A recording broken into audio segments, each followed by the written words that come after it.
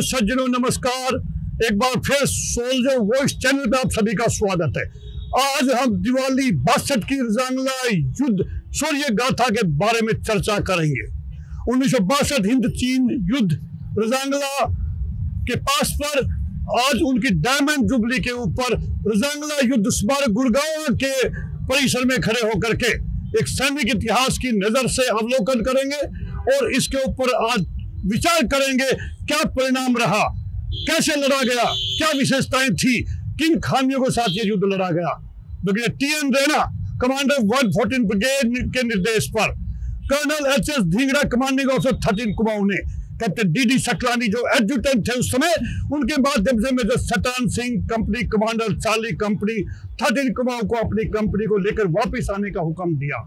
उन्होंने कहा यदि चीनी भारी संख्या में है तो आप विद्रोह कर जाएं। मेजर सतान सिंह ने जब वही रणबांकुरों से जो इसी क्षेत्र के रहने वाले थे ज्यादा पूछा कि यही रुक कर लड़ना है या सीओ साहब का हुक्म मानना है, वही रणबांकुरों ने जवाब दिया कि नहीं साहब, आखिरी गोली आखिरी आदमी तक लड़ेंगे, पीठ दिखाएंगे।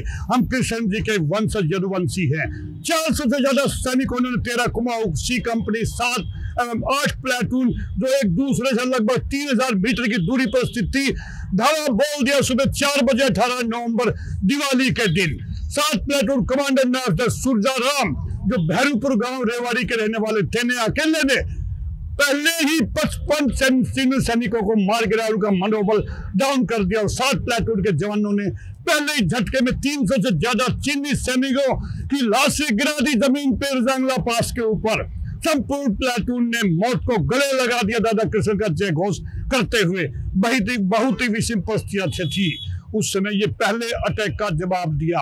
उनके पास क्या था, उनका मनोबल, वो बहुत ज्यादा मोटिवेटेड थे, उनमें खून था श्री कृष्ण जी का। 8 प्लेटून पर अटैक करने के लिए चीन ने 500 से ज्यादा जवान एक बार फिर भेजे। प्लेटून कमांडर नायकदार हरिराम ने चीनी सैनिकों को बड़ी संख्या में आते देखकर मेजर सैतान सिंह कंपनी कमांडर के आदेश के अनुसार जवानों को फायर करने का आदेश दिया। अंधाधुंध फायरिंग चलती रही दोनों तरफ से, आखिरी गोली आखिरी आदमी तक लड़े। गोला बारूद और अम्यूनिशन खत्म होने पर भी राइफल को लाठी बनाकर बैनर से तथा लात घुस्सों से चीनियों को मारा। नायक सिंहराम जो धाना के सपूत हैं, उन्होंने चीनियों का सर पटक पटक करके आपस में टकरा करके भी मारा, उनको पत्थर पे गिरा गिरा करके भी मारा। चीनियों ने जब प्लेटून 9 पर अटैक किया तब तक हमारे 80 से ज्यादा अहीर रणबांकुरे 1000 से ज्यादा चीनियों को मारने के बाद अपने जीवन का बलिदान दे चुके थे।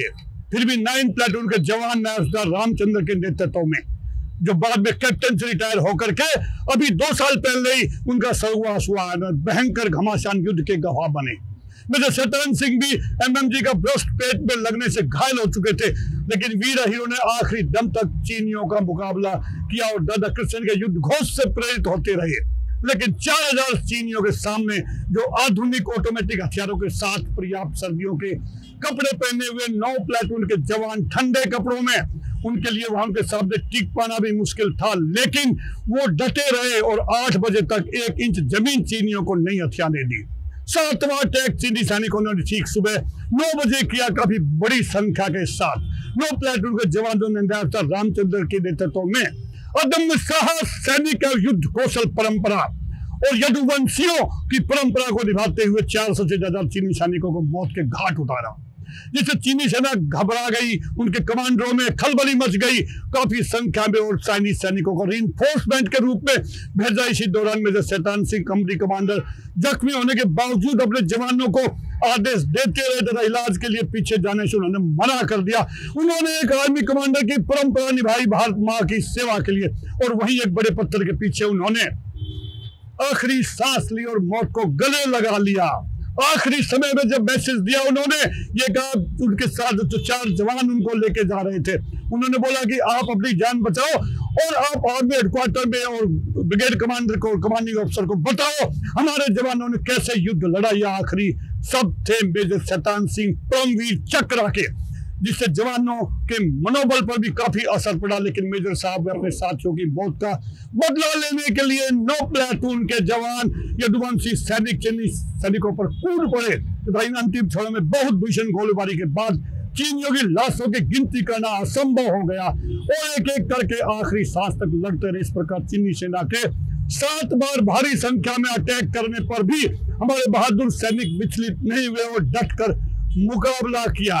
2 जवान में जिक्र करना चाहूंगा, नायक गुलाब सिंह और नायक सिंहराम, दोनों ने 1000 मीटर क्रॉल करके कोहनियों के बल चल के उनकी एमएमजी को शांत किया। ऐसे जवान थे, ऐसा जज्बा था उनमें। जो जख्मी हुए उनको चीनी उठाकर ले गए। 2 जवान हमारे जख्मी उस टाइम पे जमादार रामचंद्र और सिपाही निहाल सिंह दोनों जख्मी हो गए, तो उनको उठा करके ले गए।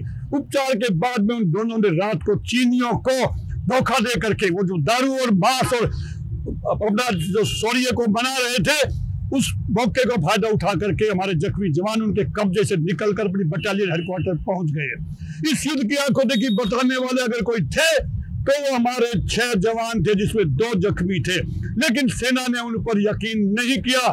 सिपाही निहाल सिंह ने जब बताना शुरू किया, उनको चुप रहने की, सिपाही रामचंद्र को चुप रहने की धमकी दी और बोला अदरवाइज कोर्ट मार्शल का सामना करना पड़ेगा। उनके लिए बहुत मुश्किल था। फरवरी के महीने में जब बर्फ पिघलना शुरू हुआ, तब एक गडरिये के नीचे आकर के चसूल जाकर सेना को बताया कि वहां राइफल्स जवान के 100 पड़े हुए हैं, क्योंकि उस टाइम पे बर्फ में उनके शरीर ढक लिए गए थे और सेना के लिए उनके शरीरों को ढूंढना भी आसान नहीं था। Brigadier TN Raina, brigade commander 140 brigade ने अन्य अधिकारियों के साथ तथा रेड क्रॉस के साथ क्षेत्र का निरीक्षण किया। वहां देखकर ब्रिगेडियर टीएन रैना भी भावुक हो गए। उनकी आंखें, जो एक आंख उनकी आर्टिफिशियल थी, उनको वो निकालनी पड़ी, गीले हो गए वो भावना से।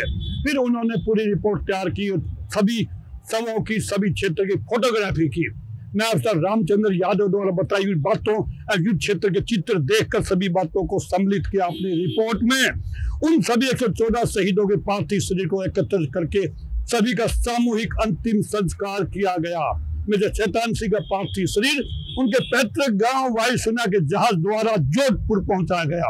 रजांगला युद्ध बहुत विषम परिस्थितियों में लड़ा गया, ये सभी को विदित है। इसके मुख्य बिंदुओं पर हम आज प्रकाश डालना चाहेंगे। यह युद्ध 18,000 फीट की ऊंचाई पर लड़ा गया, जबकि हीर सैनिक सभी मैदानी इलाकों के होते हुए पहाड़ी क्षेत्र में चीनी सेना के छक्के छुड़ा दिए। हल्के कपड़े थे, ठंड जो रोक नहीं पाते थे। चीनी सेना के पास में इंपोर्टेड क्लॉथ थे, स्नो क्लोथिंग के। उस समय -30 डिग्री तापमान होने के कारण बहुत मुश्किल था। उनके पास में .303 राइफल्स थी, पुराने हथियार थे, पुराना अम्यूनिशन था। केवल 3 ही उनके पास में 3 MMG 600 राउंड प्रत्येक राइफल के लिए उपलब्ध थे, जो जरूरत से बहुत कम थे। आप अंदाजा ला सकते हैं इतने भीषण युद्ध में कितने राउंड्स की जरूरत थी। संख्या के हिसाब से भी बहुत अंतर था। दोनों सेनाओं के अंदर 4000 सैनिकों की संख्या बल के खिलाफ भारतीय सेना के एकमात्र 120 जवान थे लड़ने के लिए। अम्बिशन खत्म होना और द्वंद्व युद्ध लड़ना भी एक बहुत कमजोर पहलू था। नायक सिंहराम, जैसे मैंने बताया कि उन्होंने चीनियों को लड़ा करके उनके सर से उनको पीटा, जो 6 फीट 3 इंच उनकी हाइट थी नायक सिंहराम की। अहिरण बाकुड़ों के लिए लड़ाई के मध्यम में ही कंपनी कमांडर का जख्मी होना भी एक बहुत ही बड़ी दुर्घटना थी। उनके मनोबल पर काफी बुरा असर पड़ा। ब्रिगेड कमांडर तथा आर्मी हेडक्वार्टर से पीछे हटने के आदेश के खिलाफ लड़ने का फैसला लेना भी एक वीरता भरा निर्णय था, क्योंकि उन्होंने आखिरी गोली आखिरी आदमी को तथा हारने से बेहतर मौत को चुनने के वाक्य को चरितार्थ किया। इस युद्ध में किसी जवान ने पीठ पर गोली नहीं खाई तथा युद्ध क्षेत्र से हिले नहीं। यह भी साहस का एक बहुत बड़ा उदाहरण था। फरवरी 1963 में बर्फ पिघलने पर जवान मोर्चों में ट्रिगर में उंगलियों के साथ में पाए गए। उनके शरीर तथा उनकी छाती पर अनेक गोलियों के शाख से देखे गए। नर्सिंग असिस्टेंट नायक धर्मपाल एक हाथ में मॉर्फिन इंजेक्शन की सिरिंज लिए और एक हाथ में पट्टियों का डब्बा लिए उनकी डेड बॉडी वहां से रिकवर किया। हम घरों में जब दिवाली मना रहे थे दोस्तों, उस समय चार्ली कंपनी 13 कुमार का हिरण बुकरे बाकुरे खून से होली खेल रहे थे। कैसी विडंबना थी। हिरण बाकुरों ने हार स्वीकार करने के बजाय मौत को गले लगाना पसंद किया। सैनिक इतिहास में स्वर्ण अक्षरों में लिखा गया है। प्रदीप जैन ने अपने एक गीत में जो लता मंगेशकर जी ने गाया, ऐ मेरे वतन के लोगों, उसमें क्लियर कहा कि एक एक ने 10-10 को मारा। हमें गर्व है उन बहादुर सैनिकों पर जिन्होंने भारत माता की 1 इंच जमीन भी विश्वासघाती चीनियों के कब्जे में नहीं जाने दी। चीन ने 18 नवंबर 1962 के हुए नुकसान को देख करके 19 नवंबर को एक तरफ युद्ध विराम की घोषणा कर दी। उन 120 जवानों ने, जो चीन इतनी महाशक्ति थी, उसको मजबूर कर दिया सीज फायर डिक्लेयर करने के लिए। कुछ कमियां सरकार की तरफ से भी, कुछ सेना की तरफ से भी, उनके कमांडरों की तरफ से गलत लिए गए निर्णय से भी इस युद्ध में काफी असर पड़ा। खासकर जुलूम के ऊपर तोपखाने का इस्तेमाल किया गया, जबकि रजांगला के बारे में उस टाइम प्लानिंग हो रही थी कि तोपखाने का वहां पे हम सपोर्ट दे, उसको वो अभाव भी विनाशकारी साबित हुआ। बिकॉज हमारे जवानों, हमारी एमएमजी, हमारी मोटर्स का जो नुकसान हुआ वो चीनी आर्टिलरी के द्वारा हुआ। उन्होंने उन पे गोले दागे, जो हमारे सैनिकों के सामने आए चीनी, उनको तो हमने सबको पसार दिया, लेकिन आर्टिलरी उनके पास थी, हमारे पास आर्टिलरी की सपोर्ट नहीं थी। एयरफोर्स का युद्ध में इस्तेमाल नहीं करना भी एक बहुत बड़ी भूल थी हमारे राजनेताओं की, क्योंकि हम अभी हाल में ही हमारे वायुसेना अध्यक्ष ने भी ये एक्सेप्ट किया है कि अगर 1962 में हम एयरफोर्स का इस्तेमाल करते तो युद्ध का नतीजा और ही कुछ होता। मैं बताना चाहूंगा यहाँ पे हमारे राजनेताओं का, प्राइम मिनिस्टर जवाहरलाल नेहरू 1.5 महीने तक फोन टूर पे रहे, जब चाइना तैयार बैठा था, रोज हमारे पास में खबर आ रही थी। उनको होश नहीं था सेनाओं के बारे में प्लानिंग करने का। डिफेंस मिनिस्टर कृष्णा मेनन भी टूर पे चला गया बाहर, विदाउट रियलाइजिंग कि देश में क्या होगा अगर चाइना, बिकॉज ये दोस्ती पे यकीन करते थे, सेना की तैयारी पे यकीन नहीं करते थे। हमारे चीफ ऑफ जनरल स्टाफ उस टाइम पे जनरल BM कोल, वो भी अपने छुट्टियां मना रहे थे कश्मीर के अंदर, बिकॉज वो प्राइम मिनिस्टर के रिश्तेदार थे। जनरल थापर जो चीफ ऑफ आर्मी स्टाफ थे, उनका आपस में जनरल कोल से और उनकी आपस में बनती नहीं थी। जो हमारे DGM पायलट, उनको भी कोई होश नहीं था सेना की तैयारी को करने के लिए, उसके मदद करने के लिए, प्लानिंग करने के लिए। उस भूल का 1965 और 1971 भारत पाक युद्ध में सुधार किया गया, और दोस्तों परिणाम आप सबके सामने था। 93,000 सैनिकों को 1971 में हमने बंदी बनाया। एक और बड़ी भूल हुई, हमने लोकल या म्यूल को इस्तेमाल किया हमारी सेना ने सामान ढोने के लिए। जो उनको चलाने वाले थे वो विश्वासघाती सिद्ध हुए, जिन्होंने सूचनाएं चाइना को दी हमारे डिप्लॉयमेंट के बारे में। इसीलिए चाइना के आर्टिलरी के जो फायर थी वो एग्जैक्टली हमारे मोटर्स और MMG पे आके गिरी, उन्होंने हमें ध्वस्त कर दिया। ये भी एक हमारी बहुत भूल थी। काम हमारे साथ कर रहे थे, पैसा हम दे रहे थे और सूचनाएं वो चाइना को दे रहे थे। पर्याप्त मात्रा में राशन, हथियार, अम्यूनिशन, सर्दी के कपड़ों का प्रबंध नहीं करना भी एक बहुत बड़ी भूल थी। सरकार के हिस्से में जो आई और सेना के हिस्से में हम कहेंगे उनमें भी आई। हमारे क्वार्टर मास्टर जनरल ने कभी प्लानिंग नहीं किया इसके बारे में कि वहाँ पे क्या टेम्परेचर है, युद्ध हुआ उस स्थिति में हमारे पास में क्या क्लोथिंग है। इसके लिए सेना ने तैयारी भी नहीं की थी। IB तथा मिलिट्री इंटेलिजेंस का बहुत बड़ा फेलियर, सूचना इकट्ठा करने में ये कामयाब नहीं रहे। चीनी सेना 1 महीना पहले ही आकर लद्दाख क्षेत्र में प्रैक्टिस कर रही थी। वो बैठे हुए थे पूरी तैयारी के साथ में, अम्यूनिशन के साथ में, आर्म्स के साथ में, आर्टिलरी के साथ में।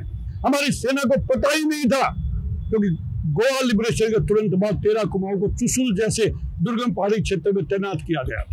दोस्तों 18,000 फीट की हाइट पे काम करने के लिए, लड़ाई लड़ने के लिए कम से कम उनको पहले 10 दिन कैंप में रखना चाहिए था, लेकिन वो नहीं किया गया। इस अद्भुत अदम्य साहस, पराक्रमी वीरता, सामूहिक बलिदान एवं युद्ध कौशल प्रदर्शित करने पर 13 कुमाऊं को केवल कुछ पदकों से ही सबर करना पड़ा, जिसमें 1 परमवीर चक्र मेजर शतान सिंह, 8 वीर चक्र जमादार सूरजाराम जो 7 प्लेटून कमांडर थे, जमादार हरिराम जो 8 प्लेटून कमांडर थे, जमादार रामचंद्र जो 9 प्लेटून कमांडर थे, नायक हुकमचंद जो मेजर शैतान सिंह के साथ थे, नायक गुलाब सिंह और नायक सिंह राम जिनका मैंने बताया, जिन्होंने उनकी MMG को जाकर ध्वस्त किया था 1000 करोड़ करके, सिपाही धर्मपाल दैया जो नर्सिंग असिस्टेंट थे, नायक राम कुमार एक अकेले इंसान थे जो कंपनी हेडक्वार्टर में आए। कंपनी हेडक्वार्टर में उनका नाक चला गया था सामने से, ब्रस्ट से, फिर भी केवल 2 सुराग दिखाई दे रहे थे।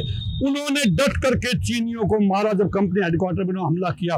बाद में चीनियों ने कंपनी हेडक्वार्टर के टेंट में आग लगा दी और उससे बहुत भारी नुकसान हुआ। बटालियन को एक रजांगला बैटल ऑनर और लद्दाख थिएटर ऑनर से नवाजा गया। चार्ली कंपनी के पुनर्गठन पर रजांगला कंपनी का नामांकन किया गया। भारत सरकार द्वारा वीरों में अति शूरवीर, वीर अहिर के खिताब से उन जवानों को नवाजा गया, उस बटालियन को नवाजा गया 13 कुमाऊं को। दादा कृष्ण की जय घोष को आधिकारिक मान्यता मिली तथा त्रिशूल क्षेत्र में अहिर धाम की स्थापना की गई, जिसे रजांगला स्मारक का नाम दिया गया। हाल ही में 2021 में माननीय रक्षा मंत्री ने जाकर उसका पुनरुत्थान करके उसका उद्घाटन किया तथा रजांगला वार म्यूजियम की भी वहां पर स्थापना की है।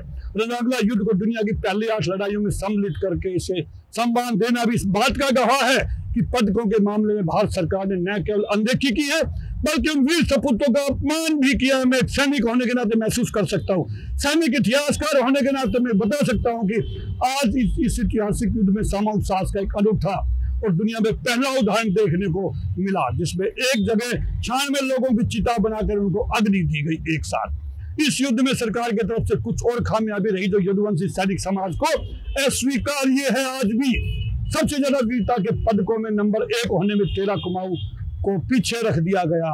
कारण चश्मदीद गवाहों की नहीं सुनी गई तथा उनकी बातों पर यकीन नहीं किया गया, विदेशी मीडिया पर ज्यादा यकीन किया गया।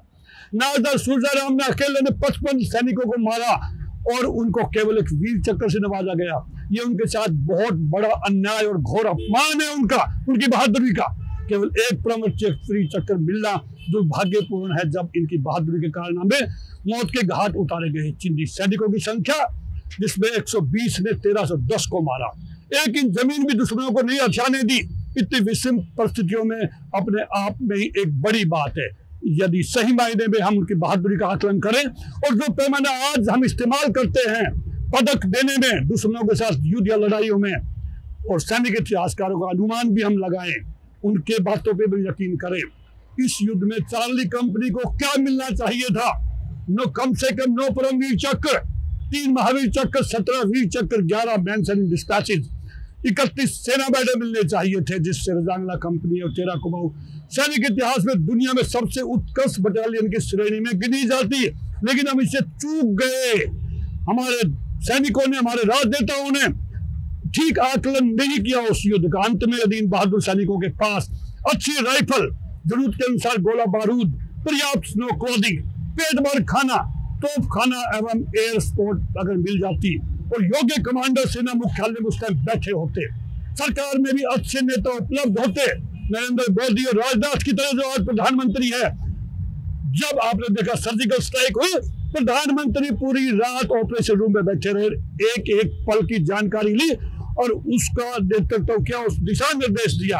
ये होते हैं राजनेताओं के इन्वॉल्वमेंट। सेना के ऑपरेशन में से बहुत बड़ा मनोबल बढ़ता है। इस युद्ध का परिणाम दोस्तों कुछ और ही होता अगर आज जैसे नेता हमारे पास उस टाइम पे सत्ता में होते। हम उन बहादुर अमीर शहीदों को रजांगला दिवस की हर एक जयंती पर अपने श्रद्धा सुमन अर्पित करते हैं तथा कुछ जाबाज सैनिक जो इस युद्ध का हिस्सा बने थे, जिनमें से कैप्टन रामचंद्र, कैप्टन आशाराम, निहाल सिंह एवं हवलदार अभयराम जो आज भी हमारे बीच में मौजूद है, उनकी दीर्घायु की कामना करते हैं। आज हम गर्व महसूस कर रहे हैं ये कहने में, वीरों में अति शूरवीर वीर हीर। जय हिंद।